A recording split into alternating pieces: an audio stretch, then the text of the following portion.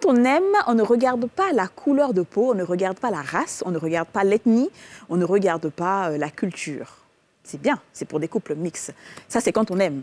Mais et l'entourage, et les autres, et ceux qui sont autour de nous, comment est-ce qu'ils accueillent ces nouvelles personnes qui rentrent dans notre vie et qui ne partagent pas notre culture? Aujourd'hui, dans Les Femmes d'ici, on va parler des couples mixtes, leurs forces et leurs faiblesses. On en parle tout de suite dans Les Femmes d'ici.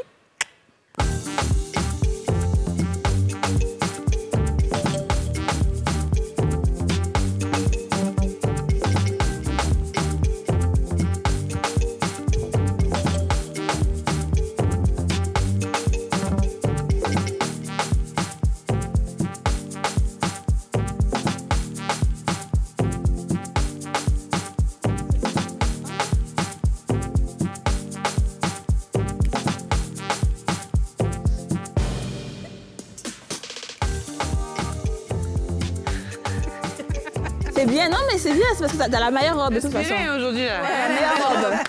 Bonjour, bonjour à tous et bienvenue dans ce numéro des Femmes d'ici. Aujourd'hui, Yasmine s'est levée parce qu'elle a une belle robe. Sa robe est la plus jolie d'entre nous. Yasmine, lève-toi, on va voir ta robe. Parce que faut qu'on applaudisse la robe de Yasmine. Voilà, elle a une superbe robe, donc il faut qu'elle la montre.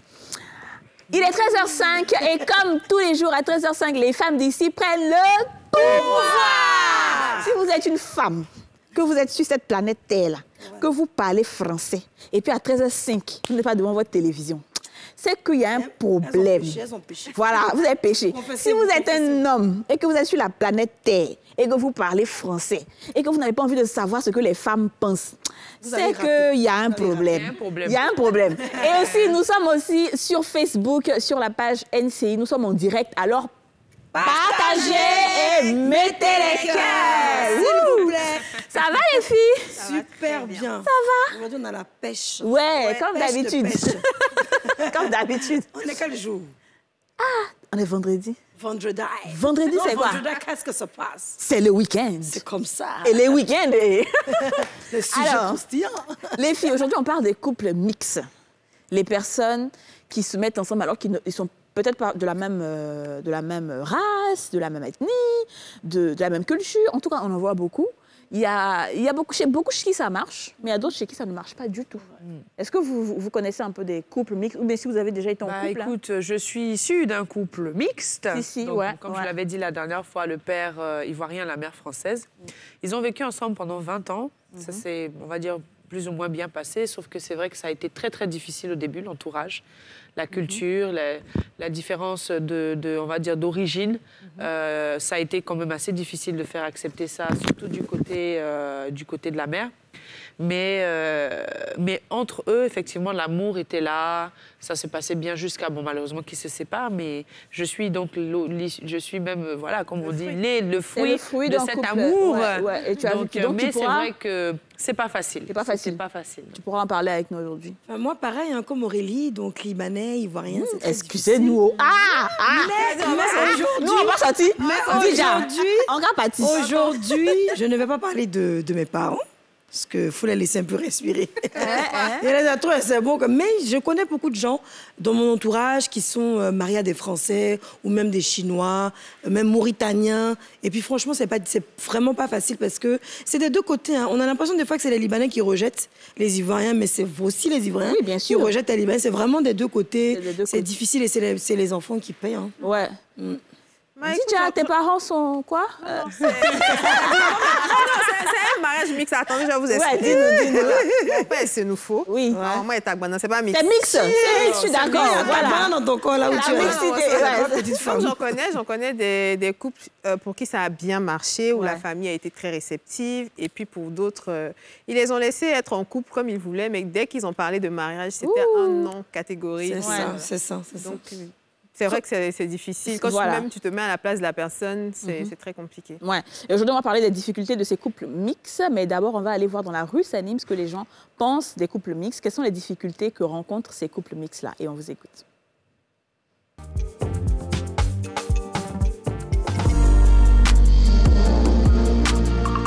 Moi, un couple mixte, soit les blancs et les noirs.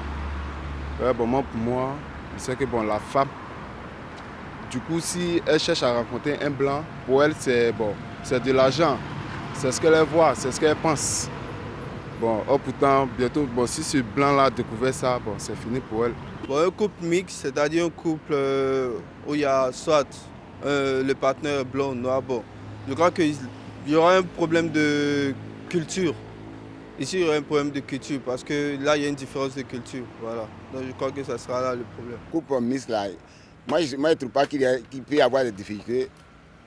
Au point où si les deux se sont entendus avant, il n'y a pas de problème. Mais s'ils se sont entendus, il peut y avoir toutes des difficultés. Comme je le dis, avant qu'une femme ne marie un monsieur, c'est que les deux se sont entendus. Mais si le monsieur ou une femme veut marier et un monsieur ne sont pas entendus, forcément, ils vont faire des difficultés, il va y avoir des problèmes dans le foyer. Oui, forcément, il va y avoir des problèmes. Voilà pourquoi, quand tu veux te marier, il faut chercher à aimer la femme ou à aimer l'homme avant de partir. Mais on ne va pas avec intérêt. Donc tu vas à intérêt, ça va créer problème. Parce que quand son argent commence à finir, il va te dire non, parce que tu es venu pour prendre mon argent.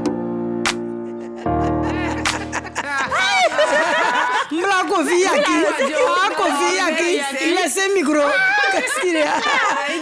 Kofi est fâché, comme merdou. À une époque, on disait souvent que les femmes s'intéressaient aux Occidentaux. Aux Blancs, c'est ça. À cause de l'argent. Donc je pense que c'est à ça qui fait allusion. Mais c'est pas tous les couples Et puis il est fâché.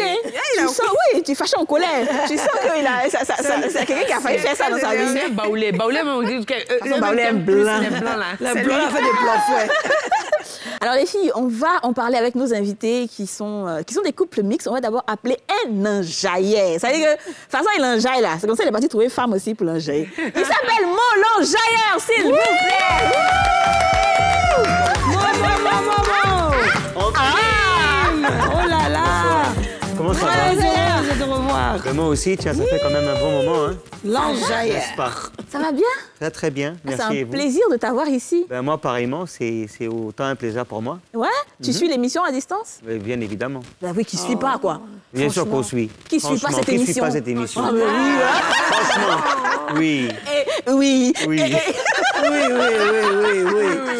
Bon, écoute. Et qu'est-ce qu'on dit dehors sur les femmes d'ici? Bon, écoutez, chacun a son avis, finalement. On ne peut pas aussi obliger à tout le monde de répondre comme nous, on veut bien entendre. Ouais. Mais c'est quand même positif. Ça marche. Bien sûr, ça marche. Merci. Et aujourd'hui, toi, tu es là Bravo. parce que... Merci. Tu es là parce que tu as une femme... Tu es libanais. Tout à fait. D'accord. Et tu as une femme ivoirienne. Franco-ivoirienne. Franco-ivoirienne. D'accord. Donc, tu pourras nous parler de ton expérience. Avec grand plaisir. Avec plaisir. Super. Alors, tu ne seras pas seule. Tu seras accompagnée d'un autre couple mixte. Mais je rappelle que tu n'es pas venue avec ta femme. Parce qu'elle est malade. Effectivement, elle ne se sent pas bien. C'est pas grave. Tu vas tout nous dire sur elle. rétablissement à elle. Merci. Alors, tu ne seras pas seule, tu seras accompagnée d'un autre couple mixte. C'est le couple Jabert. Lynn Jabert et son épouse sont là.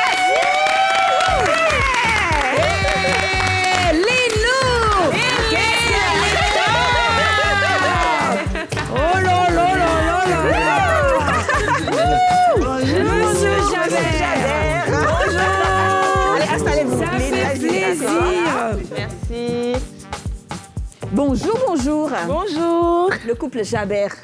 Comment allez-vous? Bien, merci. Ça va, Lynn? Ça va. Ça fait 2 fois qu'on te reçoit. Tout à fait. Apparemment, tu ne peux pas te passer de nous. C'est un plaisir de t'avoir. Oui, plaisir partagé. C'est magnifique. Toujours belle. Toujours belle. Toujours belle. Alors, monsieur Jabert, bonne arrivée. Merci. Vous savez, on entend beaucoup parler de Lynn Jabert. On sait qu'elle s'appelle Jabert, mais on ne sait pas qui est le Jabert qui a donné le nom, là. C'est de ça qu'il Mais où s'agit. est-ce vous? C'est de ça qu'il s'agit, C'est ça qu'il s'agit. Je mets les métis ou bien quoi? Pourquoi Jabert? Jabert, c'est libanais, non? C'est lui le Jabert en question. Jabert. Le Jabert en question. Monsieur Jabert. Bonne arrivée. Et on m'a dit que vous n'aimez pas beaucoup la télé. On dit J'étais en train de le dire, là, c'est pour ça que je préfère toujours rester derrière, en fait. Ah, mais c'est un plaisir, merci. Merci d'avoir accepté d'être là. Vraiment, on se sent très honorés. Alors aujourd'hui, on va parler des couples mixtes. On sait qu'il y a beaucoup de difficultés à épouser des personnes qui ne sont pas de la même culture, de la même religion ou même de la même couleur de peau que nous. Donc je vais peut-être commencer par vous. Monsieur Jabert, Oui, vous êtes libanais? oui, d'origine. D'origine. Oui. Mais ivoirien de nationalité. Franco-ivoirien de nationalité. D'accord. Et comment est-ce que vous avez rencontré Lynn? Parce que c'est pas elle qui a l'honneur aujourd'hui. Hein. On a trop... Non, c'est bon. On a trop que c'est bon comme ça. Comme jamais. L'histoire, là, en fait, là, c'est dans ma bouche que l'histoire est chic, en fait. C'est jamais. On ne parle jamais aujourd'hui. Monsieur Jabet, dites-nous. Où est-ce que vous s'était entendu pour que c'est elle qui parle. Non. Mais bon, je vais parler un peu quand même. D'accord. On s'était rencontrés à une soirée. OK. Voilà, il fêtait un anniversaire. Moi, j'étais avec mon grand frère et une amie. Et puis, Lynn donc est arrivée. Je dis, waouh! La grande gazelle! Ouais. En tout blanc, avec un truc sur la tête, tout ça. C'était il y a combien d'années? Ça fait 16 ans. Wow. 16 ans de mariage. Donc, c'est 16 ans de relation, mais pas de mariage. Ben, 16 ans de connaissance et 15 ans de mariage. Puisque... Lynn, tu es femme! 16 ans comme ça, tu as mis des messages jamais. On peut faire ça. On est sur toi comme ça. 16 ans, waouh. Alors, dis-nous, Mo, comment est-ce que tu as rencontré ta femme? Ben, j'étais invité à une soirée. Toujours c'est dans les soirées. Nous, on n'aime pas sortir là. Et puis en fait, c'était tu vois. Sors souvent. Tous les jours, moi, parce qu'elle sortons, je ne veux pas partir. Elle ne veut pas partir. Elle me dit non. Maintenant, là, c'est fini, quoi. Dis-nous. Donc en fait, c'était une soirée télé. Hein. C'était vraiment pas quelque chose de. Et puis du coup, ben, elle est rentrée. J'étais déjà assis. Et puis on s'est regardé. En fait, il y a eu plus de regards que de discussions déjà au départ. Et puis après, bon, au fur et à mesure, on a commencé à s'appeler, Tes yeux revolver. Quand tu l'as vu, j'étais déjà un peu fondant. Ouais. J'étais un peu fondant quand tu l'as vu. Bien sûr, sinon je n'allais même pas prendre l'initiative de l'appeler. C'est ça. Et ça fait combien d'années de mariage maintenant? Ça nous fait 1 an. 1 an de mariage. C'est mignon. C'est tout récent. Alors Lynn, bon, je viens vers toi. Hein? D'accord. Bon, tu es ivoirienne, mais comment est-ce que tes parents, justement, ont accueilli le fait que tu décides de te marier, justement, avec un étranger, un ivoirien? J'ai jamais fait ça. Voilà. Faut bien poser la question, là. C'est que c'était chaud. Est-ce que ça a été difficile de les convaincre? Explique-nous un petit peu. Alors, franchement, en fait, au début, ça a été difficile. Difficile parce que, en fait, mes parents... Enfin, déjà, j'étais très jeune. Hein.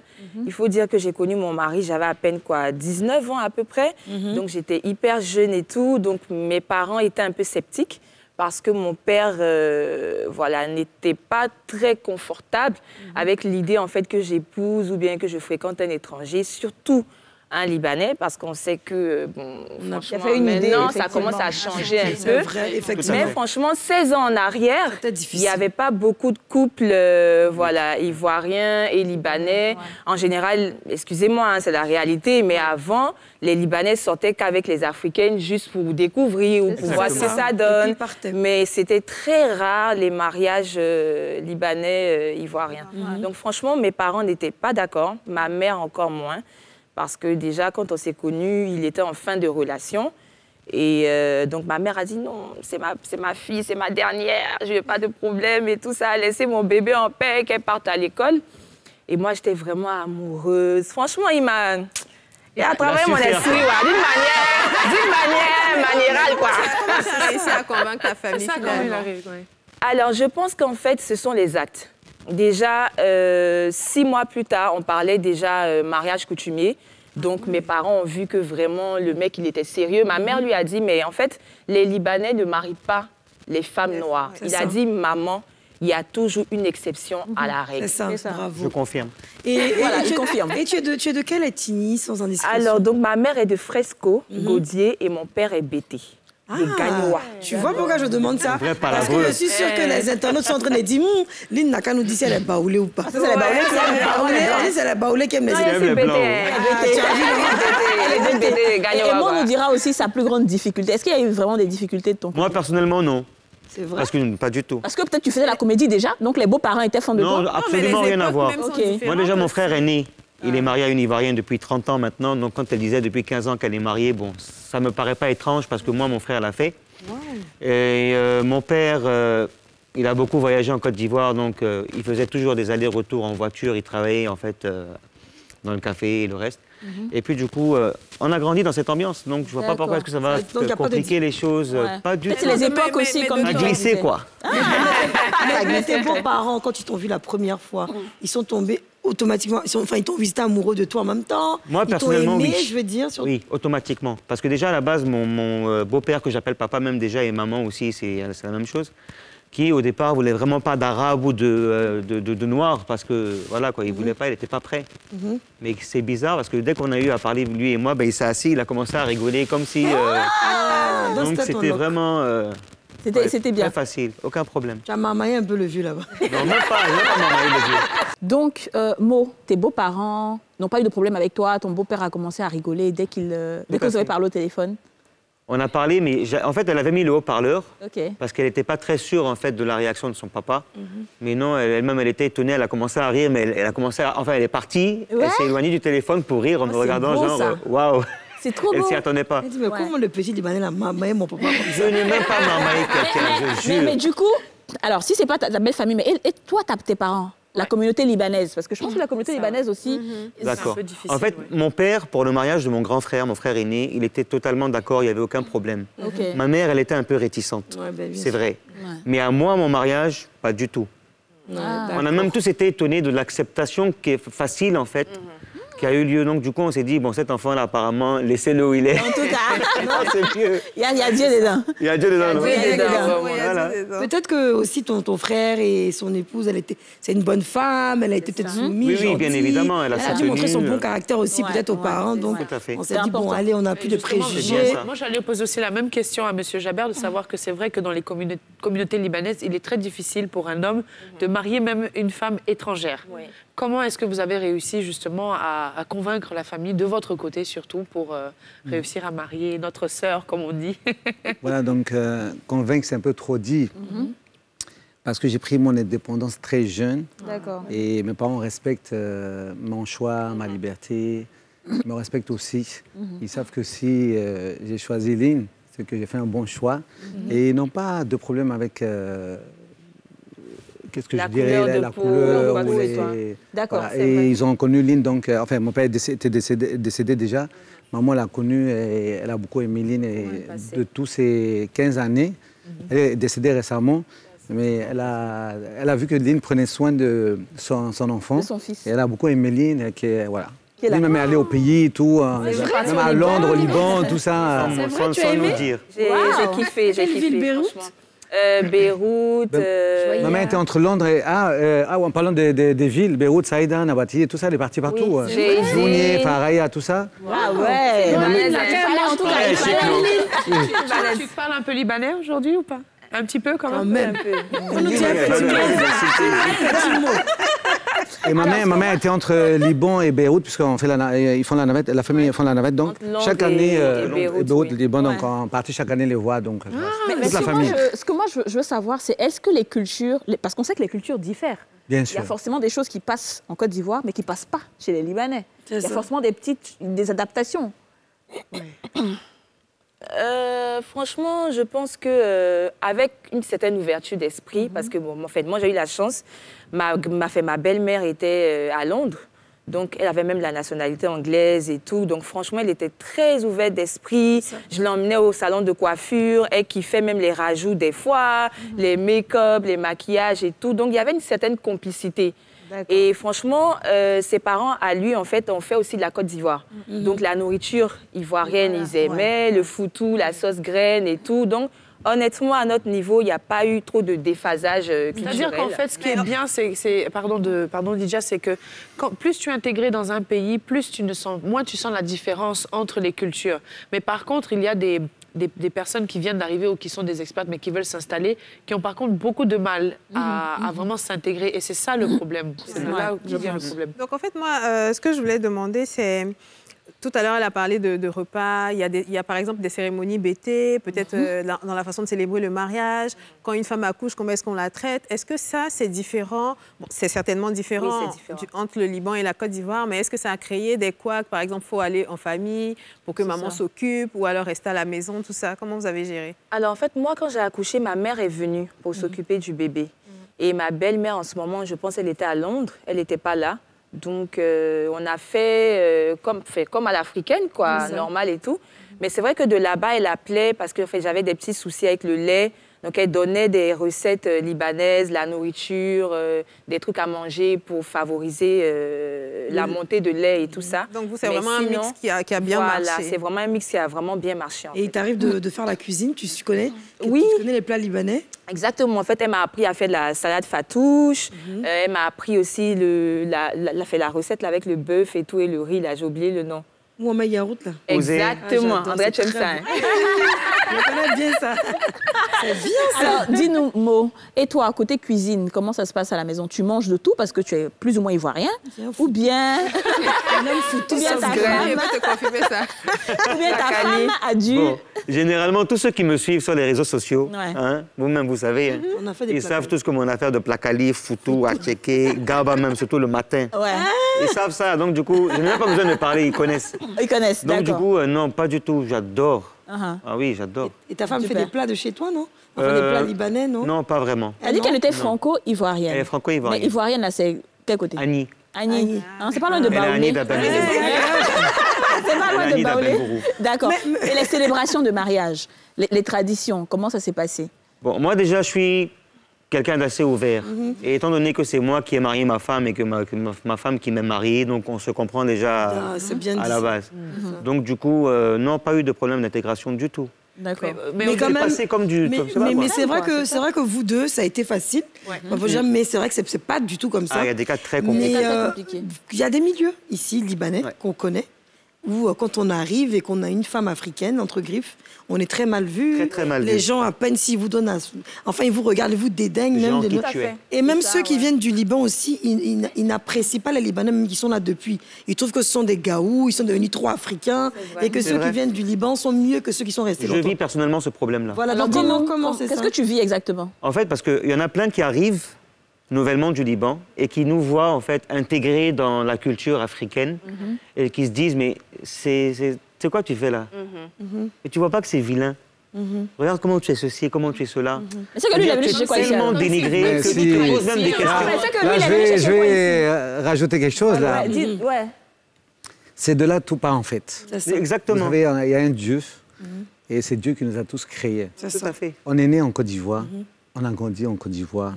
Il faut avoir l'esprit ouvert, il faut avoir l'esprit cool. Mais c'est surtout, on est tous des êtres humains et tous enfants de Dieu. Vraiment. Et on vit en Côte d'Ivoire, on mange, on gagne en Côte d'Ivoire. C'est ça. Et donc, c'est plutôt eux qui sont dans le problème. C'est pas nous. Vraiment. Et en parlant de Gawa tout à l'heure, c'était ceux qui pensent comme ça qui sont encore arriérés. En parlant de préjugés, est-ce que même dans vos affaires, vous avez eu des blocages, rien que parce que vous êtes marié avec une femme étrangère à votre culture? Parce que je sais que surtout en Côte d'Ivoire, malheureusement, c'est vrai, il y a une communauté libanaise qui fait des affaires ensemble. Et c'est vrai que, bon, on va dire que... Ils écartent un peu les autres, comment je le dis. Est-ce qu'à cause justement de vos femmes, vous avez été écarté à un certain niveau de business que vous n'avez pas pu faire, par exemple? Moi, pas du tout. Qu'est-ce que tu... À part, moi, j'ai aucun problème, en fait, avec ça. Et j'ai eu aucun problème avec quelqu'un, que ce soit pour le travail ou autre chose. Bien au contraire, ils m'ont accepté, même tel que je suis. Mais ce qu'on disait, en fait, on parlait des gens qui viennent d'arriver du Liban, si on veut, qui ne connaissent pas c'est quoi l'indifférence. Pour eux, ils sont focalisés sur un truc, mais enfin, je ne saurais pas comment m'exprimer à leur place, parce que c'est quand même eux qui le vivent, qui le sentent. Bon, je ne sais pas comment est-ce qu'ils voient les choses. Mais non, moi, et en général, c'est eux le souci.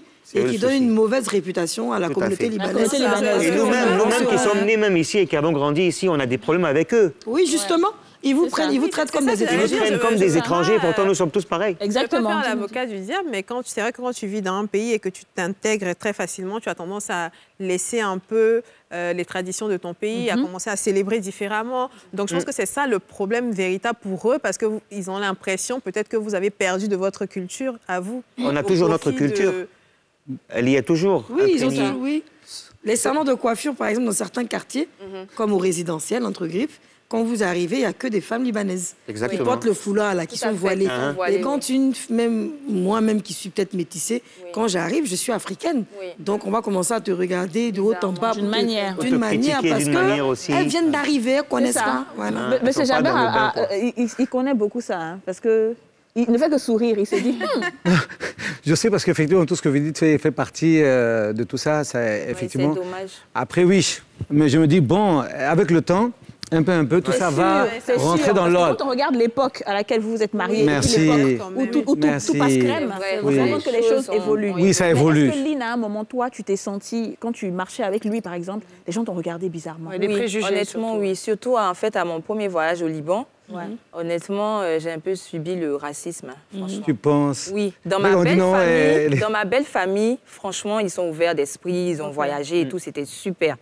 Mais dans le pays même, le fait que mon mari, en fait, ramène une femme noire, c'était un peu vu bizarrement. Des fois, dans la rue, on le salue lui, on ne me salue pas, carrément. Ah oui. Mais des deux côtés, ça c'est du côté du Liban, mais ici, toi, de ton côté africain, enfin, de nos côtés ivoiriens, est-ce que ton mari était accepté? C'est vrai, dans ta famille, mais en dehors de ta famille, dans certains milieux, est-ce qu'on te disait, jolie fille comme ça, mannequin, tu es belle, c'est libanais, tu allais pas. Je pense qu'au contraire. Ah, si, j'ai entendu ça. Écoutez, j'ai entendu ça. Oui. Au contraire, je sais qu'il y a le préjugé aussi de la femme noire qui cherche forcément un blanc, comme on dit. Exactement. C'est ça que les gens qu'il y a ça, Aurélie. Il a l'argent, soit c'est parce qu'il y avait pas le papier. Donc des noirs aussi, en fait, des Ivoiriens, qui me disaient, mais une jolie fille comme toi, comme ça, là, tu nous as laissé, c'est le Libanais, là, tu es allé prendre. Ça. Donc, des deux côtés, je veux dire que il y a quand même des préjugés. On t'a dit que tu étais avec lui pour l'argent aussi, tout ça? Oui, on m'a dit tout ça, franchement. On m'a dit tout ça. C'est la première des choses, en fait. C'est la première des choses. Quand on voit un blanc, et puis on se dit... Ou pour les papiers. Ou pour les papiers, c'est courant, ça. Mais oui. C'est vrai. Et quand on voit peut-être aussi une femme blanche ou libanaise avec un noir, c'est pour l'argent aussi. Ça y est, de toutes les façons, s'il y a une couleur blanche quelque part, il faut... Mais on me dit que c'est un problème d'éducation. Il faut des choses. Vraiment, je pense. Mais c'est vrai qu'en même temps aussi, comme je veux pas aussi jouer l'avocat du diable, mais vous constaterez quand même que malheureusement, il y a un grand nombre de femmes ici, malheureusement défavorisées, qui sont à la recherche, comme on dit, du blanc. Pour de l'argent. Ça crée justement cette mentalité. J'aimerais voulais rebondir dessus. Oui. Qu'est-ce que je dis? Bon, j'ai perdu le fil, non? Perdu le fil, Aurélie. C'est pas bien grave. Dis-nous. Non, allez-y. OK. On va juste marquer une petite pause publicitaire et on continue avec vous. À tout de suite.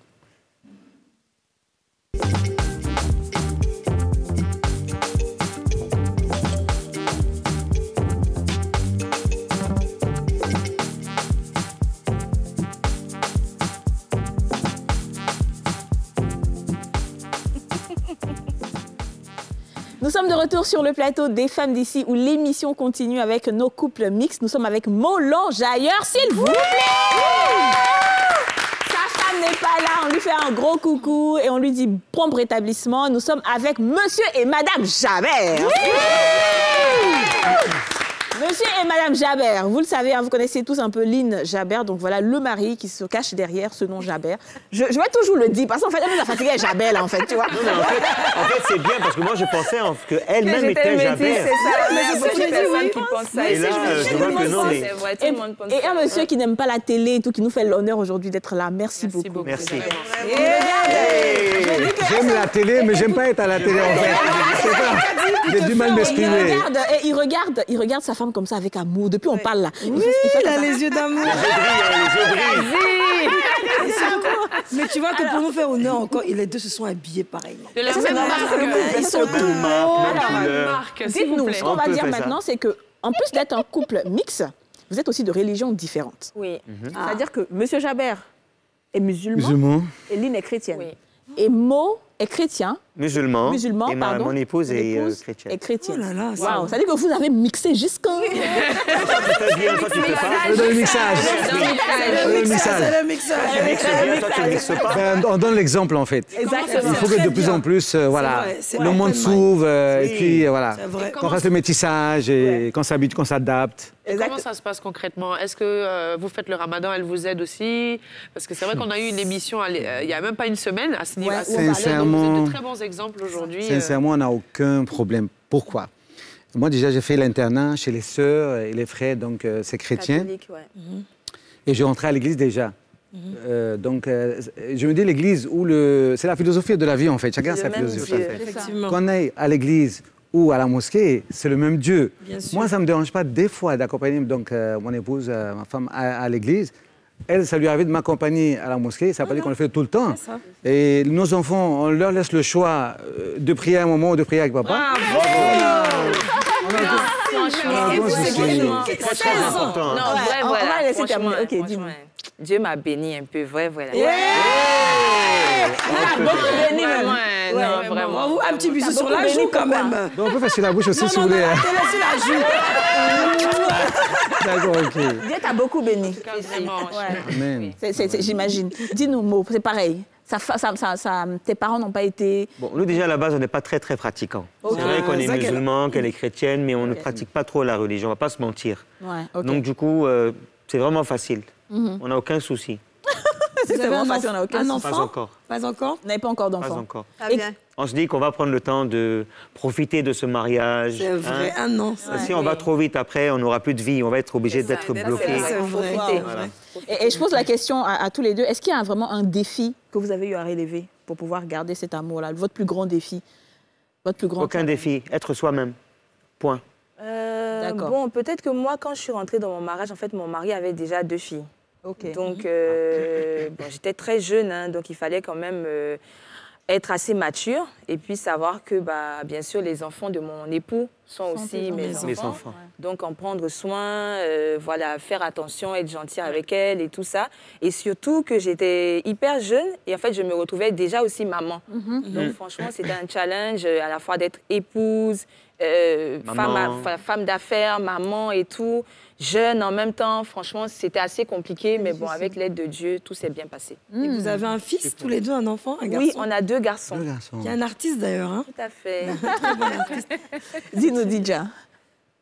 Écoute, je suis très heureuse de voir des couples mixtes pour qui ça marche bien, parce qu'on sait très bien que c'est très difficile et que parfois ça ne marche pas du tout. C'est ça. Et que parfois, ce qui arrive, c'est que les parents laissent les gens vivre leur vie de couple. Et dès lors qu'on parle de mariage, c'est là où ils s'opposent. C'est vrai. Il n'y a pas de franchise dès le départ pour dire non, on ne veut pas. Et c'est quand la relation devient sérieuse qu'on parle maintenant de non, c'est pas quelqu'un de notre culture, il y a ci et ça, religion, tout ça, machin. Donc il faut que les parents soient francs dès le départ avec leurs enfants. Et tout à fait. Voilà. Et puis moi, je pense que les enfants aussi doivent pouvoir... s'imposer s'ils veulent vraiment. Je suis d'accord, justement. Il y a un truc que je voulais vous demander, Monsieur Jabert en particulier, c'est que vous êtes déjà un couple mixte, de religions différentes, mais en plus de ça, vous avez une femme qui est dans l'audiovisuel, c'est-à-dire qui est tout le temps sous les feux des projecteurs et qui est forcément aussi, entre guillemets, Lynn, on ne se le ment pas, on est tout le temps un petit peu courtisé. Et comment vous avez réussi à garder justement cette confiance en elle, au point justement d'en être là jusqu'à 15 ans après, parce que Dieu seul sait le nombre de couples qui se détruisent parce que la femme ou l'homme font partie des médias et l'autre ne l'est pas. Bon, le niveau d'esprit déjà pour commencer, l'expérience, l'amour, l'entente. Et puis je pense que quand vous choisissez une femme, vous regardez qui est la femme qui est en face de vous, qui est autour d'elle. On va dans l'éducation, la foi, la religion, tout ça qui accompagne. Ça fait qu'automatiquement, quand il y a la complicité, l'entente, l'amour, il y a tout ce que je viens de dire et rassemblé. Après, vous faites confiance. Et moi, je suis du genre de personne, les gens disent, je n'entre pas dedans. Et je suis du genre de personne, je préfère si un jour, je ne fouine pas en fait. Si un jour il y a un souci, je dis viens, on va s'asseoir, on va parler par exemple. C'est ça. Mais je... Et puis Monsieur Jabert, même de toute façon, il a assis les frais là. Il sait que son cœur ne bat pas, en fait. Son cœur ne bat pas. Il est d'une manière là. On peut faire ça limite. Et quand il commence à parler, il fait comme ça. Tu n'es pas bien. C'est la confiance, c'est bien. Voilà, le mot, la confiance. Les épaules commencent à... Est-ce qu'il y a des regrets? Vous avez des regrets aujourd'hui? Vous vous dites, j'aurais pu avoir quelqu'un de chez moi pour pouvoir mieux pratiquer peut-être ma religion, mieux peut-être... Pour répondre, hein? Lynn, dis la vérité, on est tous là. Pour répondre, hein? Non, pas du tout, absolument pas. Au contraire, en fait, je bénis Dieu parce que voilà, je suis reconnaissante pour la grâce qu'il me fait, franchement. Amen. Amen. Waouh, c'est top, j'adore. J'adore. Donc, on sait que moi aussi, dans 30 ans, dans 40 ans, tu seras un peu comme le couple Jabert, hein, toi et puis ton épouse. Je le suis déjà même, on n'a pas encore fait 30 ans. Comme quoi, le bonheur, hein, il est partout. Ça, exactement. Le bonheur, il est partout. Il y a des difficultés. C'est ça. Et moi, je voudrais... Toujours des difficultés. Dans tous les couples, c'est clair. Et moi, je voudrais justement que vous nous parliez de ces personnes peut-être qui sont proches de vous et pour qui ça n'a pas marché. Est-ce que Mo ou Lynn, il y a des personnes qui étaient proches de vous qui ont voulu se marier avec une personne, même pas forcément libanais, hein, français, mauritanien, je ne sais pas, n'importe, mais ça n'a pas marché parce qu'il y a eu des problèmes dans l'entourage, la famille. Bon, déjà, à la base, les Chinois, on sait qu'eux ne se marient pas contre eux, ils se marient contre eux. Hein. Il y en a qui marient maintenant. On va me tuer longtemps. Non, peut-être c'est maintenant. Sinon, Chinois, là, puis Indien, les deux, là. En fait, les Chinois, c'est récent qu'ils viennent de s'installer en Côte d'Ivoire il n'y a pas longtemps, alors que la communauté libanaise, vous y êtes depuis près de 100 ans, même avant l'indépendance. Donc, c'est vrai que c'est quelque chose qui est nouveau pour eux, mais c'est vrai que quand même, ça peut exister, même si c'est dur. Mais au-delà même des différences culturelles de deux pays différents, même en Côte d'Ivoire, entre les ethnies aussi, il y a des problèmes. Tout à fait. Ça, c'est sûr. Oui, tout à fait. Un bété qui ne veut pas un djoula. Un djoula, exactement. Un djoula qui ne veut pas un on ami. demande aux musulmans de se convertir forcément ou à la femme de se convertir. Donc, je dis, c'est un peu partout. Ouais, on a parlé. Donc, vous en connaissez des personnes comme ça près de vous? Qui se sont déchirées à cause justement des problèmes, on va dire... Que ce soit libanais ou... Moi, personnellement, je n'en connais pas vraiment, mais je sais que ça existe. On entend parler. Partout où on va, tu as vu, ton Mongol, lui, il dit, il ne veut pas me marier de telle chose parce que ça existe. On ne va pas se mentir. Pas forcément les couleurs de peau. Hein. Oui, bien sûr. Ça peut être la religion, ça peut être la culture, ça peut être l'ethnie, ça peut être... C'est plein de choses. Ouais, c'est dommage. Et c'est dommage, effectivement, c'est dommage. Il y a deux cas, en fait. On va laisser... Ce qu'il faut retenir de là, il faut surtout, comme je viens de le dire tout à l'heure, donc l'amour, la complicité, l'entente, surtout ne pas laisser les gens se mêler. Ou même, je dirais même la famille, même trop rentrer dans votre histoire. Il faut que chacun, celui qui a fait sa vie ou qui fait sa vie, qui continue, mais qui ne vient pas déranger la vie de celui... chacun a droit à sa vie, et comme il a envie de faire sa vie. Donc il faut tout de suite mettre barrière à ça, et ça peut bien fonctionner. Totalement. C'est tout à fait ça, parce qu'il y a trop d'influenceurs aussi dans les couples qui sont là à dire non, il ne faut pas faire ceci, pourquoi tu as fait ceci, pourquoi tu as fait cela. Qu'il le fasse pour lui, qu'il donne ses conseils à lui. En tout cas, sans vouloir être encore une fois l'avocate du diable, mais j'ai envie de dire que les mariages, ça implique les familles, ça implique parfois des communautés. Donc c'est un petit peu normal qu'on essaie de savoir avec qui tu es. Est-ce que par exemple c'est une personne fréquentable, est-ce qu'elle vient d'une famille respectable, on va dire entre guillemets. Donc les gens s'intéressent à ça. Parce qu'il faut des limites en fait. Il y a des business qui impliquent la famille et on a besoin de savoir qui tu fréquentes. Le problème, c'est qu'il y a des couples qui se sont détruits à cause justement de la vie. Des histoires de famille, Moi, comme je vais donner mon histoire, ma mère, qui est française, a dû batailler pour prouver qu'elle aimait mon père. Et même malgré qu'elle soit restée, elle a été rejetée de sa famille. Donc il a fallu... Oui, j'ai expliqué ça il n'y a pas longtemps. Il a fallu que je naisse et que mon grand-père me voie pour qu'ils puissent se réconcilier. Donc, c'est vraiment le problème, c'est que les familles ne laissent pas... Et le problème, c'est comme on dit, il y a un esprit aussi. C'est que si quand ta maman n'est pas d'accord, bien ton papa n'est pas d'accord, malheureusement, souvent, c'est difficile même pour que ton couple, même ça marche. C'est pour ça. La bénédiction, quand c'est comme ça, là, il faut, comme tu l'as dit, il faut limiter. Il faut baliser. Et puis, baliser et puis vivre votre vie. En fait, le truc, c'est que les parents, ils oublient quelque chose. C'est qu'eux, ils ont eu leur vécu. C'est ça. Ils ont vécu leur vie. À leur époque et notre époque aujourd'hui, c'est pas pareil. C'est vrai. Ça, c'est un. De deux, c'est bien qu'une maman et qu'un papa sachent la fréquentation de son enfant, de son garçon ou de sa fille, mais non pas de s'imposer. Les parents s'imposent. Et c'est ça le problème. C'est ça. Et moi, je pense aussi qu'il y a beaucoup de préjugés. Oui. Exactement. Quand on entend que les Libanais sont comme ça, les BT sont comme ça. C'est ça, j'en venais. Il faut vivre ta propre expérience. Exactement. BT impalable, les choses comme ça. C'est ce qui fait que il faut qu'ils voyagent. Il faut que les gens voyagent. Voilà, effectivement. Tu voyages là. C'est bien parce qu'on parle de l'émission et c'est une émission quand même qui est regardée un peu partout. Il faut que les gens, en fait, apprennent. On n'est pas obligé de voyager. Tout le monde n'a malheureusement pas les moyens de voyager. Mais on peut s'informer, on peut apprendre d'autres. On peut lire. Non, mais la mauvaise information aussi est dangereuse. C'est vrai, parce qu'en fait, ça ne part de nulle part. Quelqu'un se lève aujourd'hui et dit un Libanais est ceci. Et ça prend tout le pays. Tout le monde commence à dire que le Libanais, il est comme ceci ou comme cela. C'est ce que je voulais dire, si vous permettez. Il y a deux cas. En général, les métis libanais sont sans père. En général. Il faut dire les choses vraies. Moi, je suis métisse libanaise, mais à chaque fois, on me dit ton papa, il est toujours à moi. Ton côté libanais, bon, tu connais ton papa? On m'a toujours posé cette question. Oui, on m'a toujours demandé ça. Seigneur. Et lorsque je dis oui, mon papa est là, il existe, bon, c'est bizarre. Il y a aussi le côté des Français. Il y a beaucoup d'enfants. Bon, je ne vais pas dire les Tini aussi, mais on a la télé, on peut le dire, les baoulés.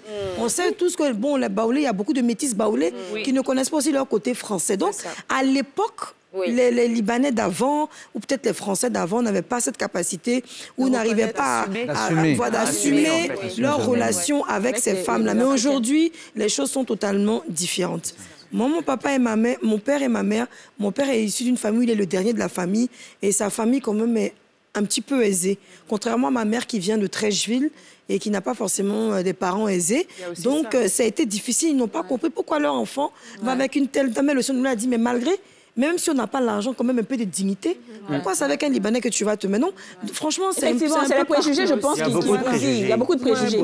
Mais je pense que maintenant, on est au 21e siècle et les choses vont changer. On avance, on avance. Vraiment un bon conseil que je veux donner à tout le monde. Il faut éviter d'écouter les on-dit. Comme M. Jabet a dit là. Et on fait partie des exemples qui donnent le modèle, hein, ou le modèle qui donne l'exemple. De plus en plus, bien sûr. Oui, bien sûr. Alors, on va fermer cette fenêtre-là, des couples mixtes, et on va ouvrir la porte du sans-tabou. Le sans-tabou, s'il vous plaît. Il y a du sans-tabou. Ah, là, ça, je t'ai pas connu. Là, je t'ai pas connu. Il y a du sans-tabou. Il n'est pas mon mari. Il n'aime pas les caméras. Déjà, il n'aime pas caméra. On y va. Ne vous inquiétez pas. Le sans-tabou, c'est juste qu'il faut dire les choses comme elles sont. Il faut pas avoir peur. Tout ce qu'il y a dans ton cœur, il faut dire. Parler. Si on est en famille, c'est notre maison. C'est rien de bien méchant en plus. Non, je rigole. Je vais taquiner un peu. La question du sans-tabou aujourd'hui, c'est pour ou contre les clashs. De toute façon, je peux faire joker. Hein, donc. Pour ou contre les clashs arrangés, exprès parce que vous êtes tous les deux sur les réseaux sociaux. Donc, il y a des clashs. Il y a des gens qui font des clashs arrangés juste pour se donner de la visibilité et tout ça. Est-ce que ça vous dit ou pas? Moi, honnêtement, non. Parce qu'en fait, j'estime il faut se faire remarquer par son travail. Et les clashs, les buzz et tout, à n'en point finir, franchement, ça ne sert à rien. À un moment donné, les gens, ils en ont marre. Et puis surtout, il y a les bons buzz qui peuvent propulser. Et puis, il y a les bad buzz qui enfoncent, en fait. Donc, honnêtement, les clashs arrangés, c'est un peu fake. Et pour moi, ça ne sert à rien, quoi. C'est pas, d'accord. Bon. Moi, pareil. Pour moi, les clashs, ça ne servent à rien du tout. Si tu veux te faire connaître, ton travail va payer. Exactement. Donc pourquoi aller te mettre dans des situations où tu vas te faire insulter, dénigrer Ah ouais, surtout. Vous n'avez jamais eu de proposition de gens qui se sont dit, écoute, on va faire un petit buzz là pour faire marcher un peu. Avec moi, ils n'ont même pas peur de ça, même ils connaissent. Le pire dedans, en fait, Kadi, c'est que c'est une jeunesse qui regarde ça. Donc, c'est hypocrite de faire croire aux jeunes que oui, tu te clashes ici, tu te clashes là-bas pour pouvoir faire gagner de l'argent. Mais cet argent même que tu gagnes là, est-ce qu'il est vraiment sain? C'est ça. Tu donnes une mauvaise image et tu enseignes à ces enfants-là que justement, c'est par ça qu'il faut gagner de l'argent. Et c'est ce qu'on voit en ce moment. Les gens ne sont pas patients. Quand ils se lancent sur Internet, ils veulent tout de suite avoir le million d'abonnés, ils veulent avoir l'argent, ils veulent tout de suite avoir les vues. Alors que ceux qui sont là ont travaillé dur pour être là où ils sont. Et maintenant, c'est la paresse qui fait que, bon, OK, on fait un clash, on s'insulte, de toute façon, tout le monde va en parler, on va avoir des abonnés. Et puis c'est ça, quoi. Donc, il n'y a plus le travail. Maintenant, c'est juste, on fait un petit truc là, et puis ça prend la En fait, ça vient beaucoup aussi des États-Unis. Hein. C'est-à-dire qu'au States, il y a beaucoup de clashs à arranger. Là, par exemple, il paraît que Kanye West et sa femme, ils ne sont pas vraiment divorcés. C'est un buzz arrangé, en fait. Ouais. Mais je pense que DJ avait dit un truc pareil. Parce qu'elle a parlé avec Kim Kardashian.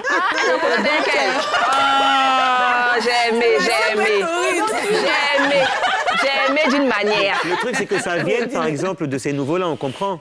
Mais là, aujourd'hui, les buzz qu'on voit à la télé, c'est des anciens qui sont connus. Pour revenir, parce que ils sont déjà là, on les connaît, on les suit. On ne va pas citer les noms maintenant. Ouais, c'est vrai. Mais on les suit, on connaît. C'est vrai, je suis ton regard. Ceux qui m'écoutent, là, ils savent de qui je parle. Mais dites-moi aussi. Mais c'est grave. Mais il faut continuer de parler. Comme plus tu parles, plus on va savoir. Oui. Non, mais c'est vrai, c'est un bad buzz et c'est vilain. C'est vrai. C'est vilain.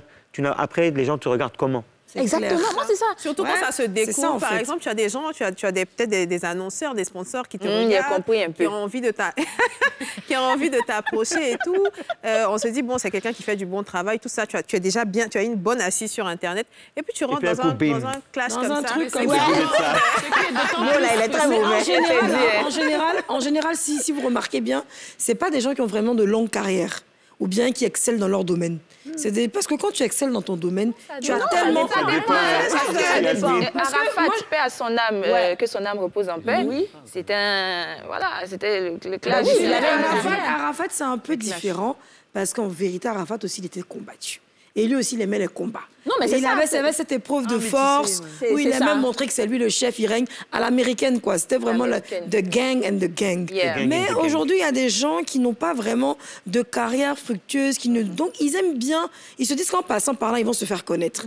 Par exemple, nous, oui, on est là, Bon, pour l'instant, Dieu nous fait grâce, on n'a pas de buzz, mais on n'est pas en train de vouloir chercher des buzz pour se détruire. Non, le truc, c'est pas la même chose. C'est que tu peux savoir, c'est-à-dire que tu peux te lever cinéma, tu peux te lever un matin comme ça, et puis il y a un buzz sur toi. Ça, tu n'as pas cherché. Tu n'as pas cherché. Oui. Ça, c'est il y a des petites choses qui passent. Tu as eu un gars là-bas, tu as fait une vidéo, tu as fait un truc et tout. Ou bien tu as envoyé un message, attends. Non, ça, c'est pas la même chose. C'est-à-dire que ça, tu cherches pas. Mais il y a des gens qui vont voir des personnes pour dire, écoute, on se parle, voilà un scénario. Faisons comme si, fais comme si tu m'insultes et tout. Monsieur Jabert, est-ce que ça, c'est des choses... Bon, je sais que peut-être vous n'êtes pas trop réseaux sociaux. Non, il n'aime pas réseaux sociaux. Tant mieux, franchement. Mais ce qui est plus frustrant, ce qui est d'autant plus frustrant, c'est, je regardais même, je lisais un article qui disait que le médecin aujourd'hui, il faut faire 10 ans d'études pour être un grand chirurgien qui gagne 3 millions par mois. Oui. Le mec, il arrive sur ses réseaux sociaux, le mec, il gagne 10 millions à la semaine parce qu'il faut faire des classes. Donc, finalement, qu'est-ce qu'il faut faire? Est-ce qu'il faut faire des études pour pouvoir faire ça ou est-ce qu'il faut finir comme, justement, ces personnes? Non, on ne peut pas en vouloir aux personnes qui travaillent quand même sur Internet et qui gagnent bien leur vie. Moi, je ne suis pas d'accord avec ça. Oui, on choisit son créneau, mais il faut savoir comment... Et puis, ça marche, tant mieux. Tu as choisi de faire médecine, tu fais médecine, ça marche, tant mieux. Par contre, là où je te rejoins, c'est qu'aujourd'hui, les jeunes filles, on sait très bien que pour attirer des gens, pour attirer des marques, c'est être en maillot de bain, ne jamais être vêtu. Voilà, c'est ça, en fait. C'est vrai. L'exposition du corps. Par rapport à ça, je ne suis pas d'accord. C'est la mode, d'ailleurs. On peut pas dire à quelqu'un qui gagne sa vie sur les réseaux. On peut pas dire à quelqu'un qui gagne sa vie sur les réseaux de ne pas le faire, quoi. Bon, si, mais en vérité, de manière positive, c'est mieux que de le faire. Mais sans j'ai envie d'entendre M. Jabert. Facebook n'est pas chic sans buzz. M. Jabert, dites-nous. Je sais que vous n'êtes pas réseaux sociaux, mais quand vous voyez tout ça, maintenant qu'on a essayé de dessiner un peu ce qui se passe sur les réseaux sociaux. Ouais, et puis surtout c'est quoi votre avis, genre les gens qui cherchent des clashs à tout? Bon, les réseaux sociaux, comme Lynn a dit, je ne suis pas trop réseaux sociaux. Il faut rester naturel, il faut faire ce que tu as à faire. Il ne faut pas aller au-delà, il ne faut pas attaquer les gens, il ne faut pas agresser les gens, il ne faut pas insulter les gens. Il ne faut pas se ridiculiser. Ouais, surtout ça, le ridicule. Là. Quand une personne comme Lynn, qui est sur les réseaux sociaux, quand quelque chose la touche, par exemple, si elle a un buzz sur elle ou un truc comme ça qui la touche, comment toi tu réagis? Parlons de Lynn déjà, sur ce côté-là. C'est l'inconvénient des réseaux sociaux. Ça impacte quand même des fois qu'on le veuille ou pas. Parce que les gens, excusez-moi, il y a quelqu'un, par exemple, qui est assis au bout du monde, j'ai pas envie de dire dans un petit coin où il n'a peut-être pas même une bonne toiture sur sa maison. Et il a chargé, parce que j'ai vu ça en plus. 200 fois. Il a chargé, parce que des fois quand ils se filment, ils font pas attention à ce qu'on voit derrière en fait. Donc il a une ampoule à 300 francs, il est dans un petit coin dans son coin. Et comme on dit, dans un glo-glo, voilà, dans un ghetto. Et il a chargé son passe pour 200 francs. Il va se permettre d'avoir... C'est pour ça que moi, j'aime pas les réseaux. Je suis pas contre, en fait. Et il va se permettre d'avoir accès à Lynn, qui peut-être, que Dieu me pardonne, dans la vie normale, peut-être il pourra même pas la rencontrer. Il va l'atteindre ou l'insulter pour se donner un genre et un nom à lui.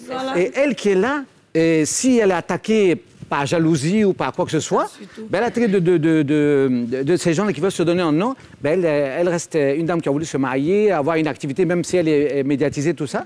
Mais donc, il faut que je sois là pour dire, chérie, ça fait partie, tu aimes ça, écoute, ne tiens pas compte, ne regarde pas, et voilà, consoler pour qu'elle puisse donc ne pas faire attention à ces agressions.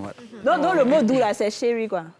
Le mot doux, qu'est-ce qu'il y a? Mon cœur. Voilà, chérie, voilà. Lina, voilà, Je voulais un peu revenir sur ce qu'il a dit. Il a au moins été gentil en disant qu'il achète un pass de 200 francs ou bien de 100 francs. Il y a d'autres qui n'ont même pas d'Internet. Ils prennent ça chez les voisins. Chez les voisins. Et tonton, pardon, il faut me donner ton mot de passager maître. Et puis il commence à attaquer tout le monde. Et puis le mieux. Toi-même, tu n'as pas de quoi manger. Mais va chercher, va travailler, va faire quelque chose qui va te faire évoluer. Laisse les autres. Hein? Non, mais c'est bien. Ce genre de personnes-là n'ont pas de boulot. Et on l'a déjà dit ici, c'est que tu sais pas si demain tu donnes ton CV quelque part. Ils vont te reconnaître sur Facebook. Dès qu'on tape ton nom, même les commentaires que tu as écrits il y a 10 ans... On voit ça.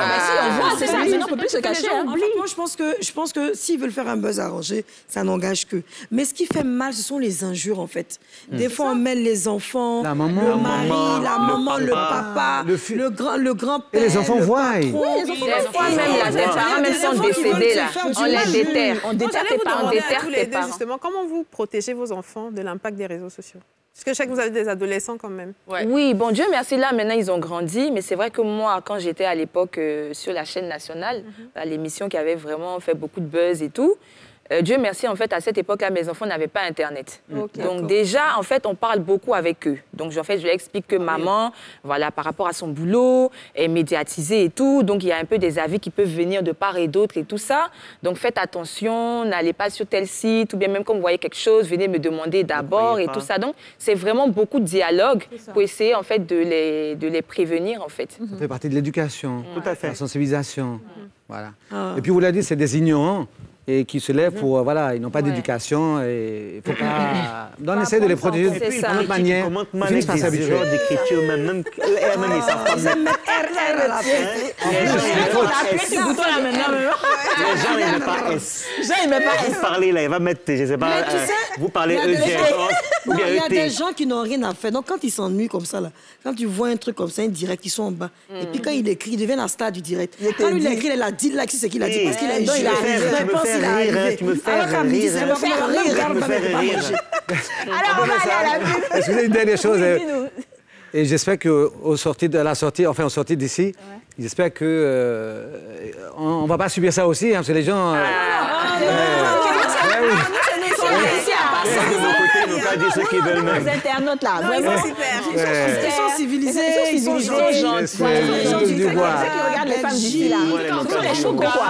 Les gens ne pas dans ça. Côte d'Ivoire. Et puis voilà, on a plein d'internautes qui sont chics, même on a même ce Lassina Bangali qui nous regarde tous les jours, qui est amoureux d'Aurélie Eliam. On lui fait un coucou. Et voilà, tous nos internautes sont des superbes, ce sont des distingués. Bisous au Redachou. Ceci dit, on va à la pub et on se retrouve tout juste après. À tout de suite.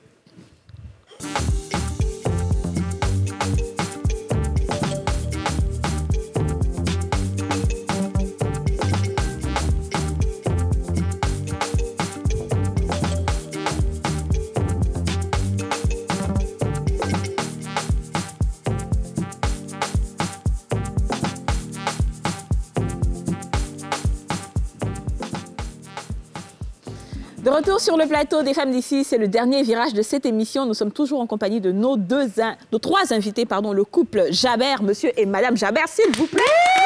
Et Molan Jailleur. Alors, on va aller voir ce qui se passe sur Internet avec Aurélie qui va nous parler de ce gars qui a tué ses enfants. Parce qu'il était malade. Parce qu'il était malade dans la tête, mais surtout parce que son mariage était un enfer. Donc, comme il devait... T'as tout dit là, Kadi. Dis-nous. Non, il y a des débat sur le net, on y va. Alors effectivement, histoire vraiment tragique. Il s'est passé il y a quelques jours au Sénégal. En plus, c'est un monsieur quand même qui a fait de longues études. C'est un médecin qui s'est marié avec une dame il y a quelques années de cela. Ils ont eu 3 beaux enfants. Et la relation s'est envenimée. Ça ne s'est vraiment plus bien passé du tout. Et la dame a décidé de demander le divorce. Elle a demandé le divorce. Et pendant justement cette procédure-là, le monsieur a décidé de prendre les enfants pour les faire sortir. Parce que bon, apparemment, ils se partageaient la garde. Et pendant cette sortie-là, il a pris les enfants, il les a amenés à son cabinet et il leur a injecté à tous les 3 un poison mortel par seringue. Il a injecté, voilà, voici les 3 enfants qu'on peut regarder, de très très beaux enfants. Ils n'ont même pas, le plus grand doit avoir maximum 5-6 ans. Il leur a injecté à chacun une seringue mortelle. Ils sont morts et après il s'est suicidé. Et avant de se suicider, ce malade mental a justifié son comportement par le fait que sa femme était une sorcière et qu'elle n'avait pas le droit de lui demander le divorce. Grosso modo, c'est une femme qui est orgueilleuse, têtue, rancunière, nerveuse et qu'il y a des femmes toxiques, il ne vaut mieux pas croiser sur son chemin et qu'il a préféré ne pas créer de descendance avec cette femme-là. Et donc, il a préféré tuer ses 3 enfants pour éviter qu'il y ait une descendance à cause d'elle. Bon, finalement, je me demande si entre la femme là, qui est toxique et puis lui là, qui est plus malade que ça. Non, c'est elle la chose. Excusez-moi. Il y a au moins 6-7 pages de ce qu'il a écrit. Ouais. Et hier, j'ai pris le temps de lire ça. C'est vraiment quelqu'un qui n'allait pas bien. Voilà. Parce que quand on est dans un mariage, au bout de 15 ans, et qu'on a traversé toute cette méchanceté qu'il dit, parce qu'on n'a que sa version finalement, que sa femme est méchante, elle est orgueilleuse, elle a été avec lui juste pour progresser dans sa profession. Une fois qu'elle a eu une aisance financière, elle a complètement changé de comportement. il aurait simplement pas dû rester dans ce mariage-là s'il était autant malheureux. En fait. Franchement, 15 ans. Parce que à quoi ça sert d'ôter la vie des innocents qui n'ont rien à voir dans cette histoire? Limite, il peut les laisser vivants et lui-même se suicider s'il veut. Il attend directement la maman. Voilà, c'est ça. C'est ce qu'il voulait faire du mal à la mère. Malheureusement, elle va en souffrir. Elle est foutue dans toute sa vie. Pendant 5 ans, mais après, elle va se remarier un jour. Elle fera d'autres enfants si Dieu lui permet. Donc, il a été bête. Il n'a même pas calculé ça. C'est très méchant. Pour moi, j'ai vraiment eu la larme à l'œil parce que les enfants n'ont rien demandé. Rien à voir. Et finalement, je peux vous dire que c'est lui le rancunier parce qu'il a dit « Souviens-toi en telle année ». En fait, le monsieur se souvient de toutes les fois où la dame a eu un comportement peut-être déplacé. Souviens-toi quand tu m'as mal parlé, que ta maman est venue me voir. Souviens-toi quand je t'ai acheté le boubou de la Tabaski et tu as refusé de porter. Qu'est-ce qu'il écrit? Il a la rancune, ouais, il est rancune. Les enfants, quoi, avoir dedans. Limite, il pouvait se tuer. Si ça va pas ou tu veux partir, ben écoute, tu t'arrêtes là. Et puis, mais les enfants... Surtout que les parents idéalisent les enfants, idéalisent leurs parents. Le papa, c'est tout. La maman, c'est tout. Et toi, le papa, tu vas venir faire ça? Non, mais il est médecin? Il est médecin dentiste. Il est médecin dentiste. Il a su piquer, en fait. C'est ça. Il est fou. C'est pour ça qu'il a pu trouver la solution. Les quelques livres qu'on a dû lire quand on parle de l'au-delà, j'espère que quand ils sont sortis, les enfants l'ont bien chicoté là-bas. Tout le monde a la même force. Chicoté Dieu lui-même, là. Ils sont frappés, là. C'est pas comme pour les autres. J'imagine l'état de la dame, en fait. Moi, c'est ça. C'est un choc horrible. Déjà, perdre un enfant, c'est difficile. Deux enfants et ton mari. Il lui a rien fait, en fait. Il s'est tué. Il a tué des gens, il s'est tué pour lui faire mal. Il a laissé la lettre pour elle.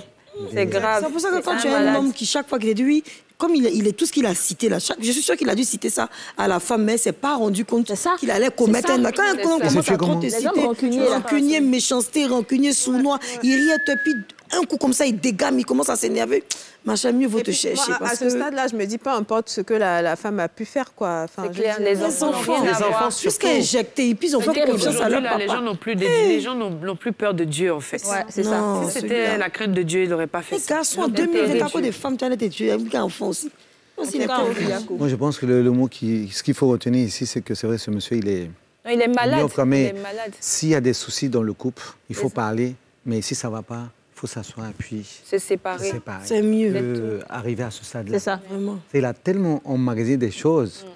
C'est ça. Il y a tellement des choses. Quand il y a des enfants. C'est trop grave. Non. Et donc, le niveau de contrôle et d'action est allé au-delà de... Non. Il n'y a pas de pervers narcissique. C'est ça. Et puis, elle est malade même. Oui. Mais est-ce que vous n'avez pas eu de nouvelles de la maman elle-même? Non. Elle n'a rien dit? Malheureusement, jusqu'à présent, elle n'a pas encore fait. Elle n'a pas parlé. Elle n'a pas pu. J'aimerais bien savoir c'est quoi son... Il y a des disputes, justement, puisque monsieur j'avais parlé de disputes. Il y a des disputes, par exemple, dans un couple mixte, comment on fait? La meilleure des choses, c'est de s'asseoir, comme on fait, personne a toujours dit, n'ayons pas la guerre. Économisons la guerre. Allons au dialogue. Mon mari! Oui, jamais. Un mot qu'il faut retenir dans la vie, hein, la paix, le dialogue. Et puis ils sont complices, c'est chic. Quelle que soit la paix, le dialogue. Et si madame est énervée, il faut que l'homme, ou l'inverse, puisse mettre bas la tête. On ne peut pas être énervé en même temps. Un dose où il sort, il va se coucher, il laisse. Mais il s'arrange, enfin la personne s'arrange pour retrouver le dialogue ou le moment pour faire asseoir la personne et parler. Toujours. Jamais sur l'impulsivité. Dieu n'aime pas la colère. Jamais la colère. Bon, nous qui n'avons pas marié. Au pire, tu prends ce que toi. Au pire, tu dis, OK, chérie, tu as raison. Tu n'as pas raison. Hein. Et puis on avance. Et tu demandes pardon même. Et puis c'est fini. Mieux que pardon. C'est bien. Moi, je suis d'accord qu'il faut dialoguer. Mais si la femme n'a pas raison, il faut lui dire qu'elle n'a pas raison. Ne demandez pardon, c'est pas grave. Si tu lui dis qu'elle a raison, tu es mort dans le film. Tu sais, je te dis quelque chose. Voilà, même elle est là. Je vais te dire quelque chose. Je vais te dire quelque chose. Quand tu as parlé que la femme n'a pas écouté, tu dis tu as raison, pardon, mais n'oublie pas que quand elle va se retirer là, elle va savoir que tu as raison. C'est vrai. Elle viendra te demander pardon le lendemain. C'est pas tout. C'est pas tout. Il y a un débat maintenant. Ça chauffe. Si, parce que surtout, effectivement, Bété, on vient de le dire. Voilà, donc tu pars. Donc, tu discutes, tu dis OK. Mais le lendemain, elle va dire chérie, tu avais raison. Bien, elle ne va pas le dire parce que Bété, mais dans le comportement, elle va corriger. Moi, mon épouse, elle est... Mais sinon, tu ne pourras pas faire 15 ans, mon ami, je te dis tout de suite. Ta femme, elle est de quelle ethnie? Tu as vu, non? Vous avez entendu, non? Si vous voulez plus de 15 ans de mariage, là, sinon, tu peux pas. 15 ans de mariage, 2 personnes, foyer. Non. Libanais, c'est caché. De nos jours, en plus, en Côte d'Ivoire, avec tout ce qu'on voit, non. Et tout ce qu'il y a autour. Donc, Lynn, tu valides ce qu'il dit, non? Je valide que... Voilà. Alors, on va aller à la toute dernière partie de cette émission, c'est Je suis la boss, parce que c'est une émission de femmes. On valorise énormément les femmes et on montre tout le potentiel que les femmes peuvent avoir. Et on va découvrir une dame aujourd'hui, Rebecca Archer, qui est propriétaire d'un institut de beauté dont Je suis la boss.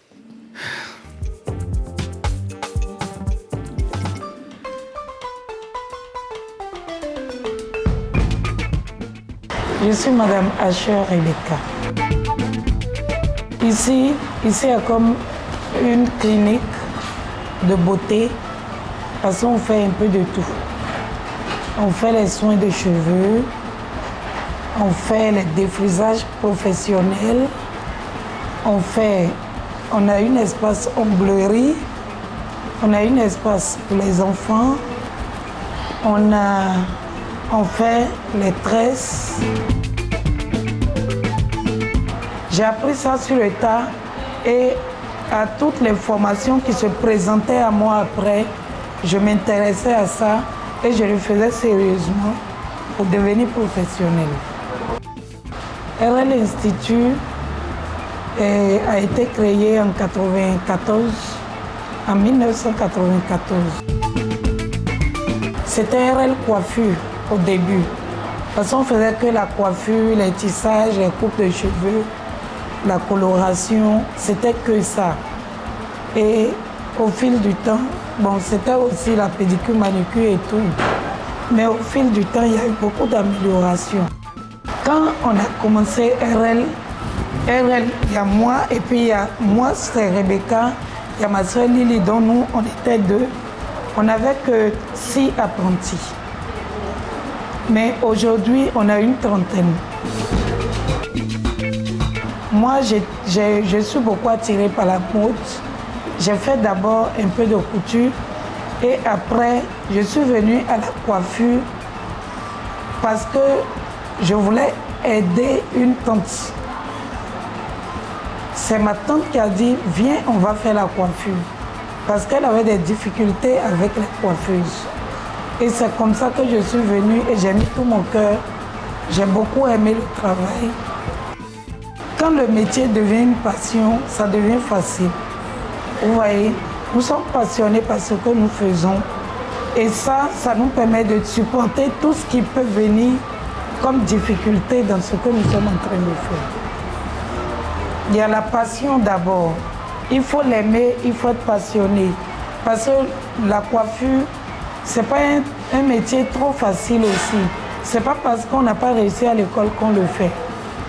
Donc, on a besoin de toutes nos facultés au complet pour pouvoir vraiment réussir tout ce que nous pouvons entreprendre et tout ce que nous pouvons essayer de faire ici.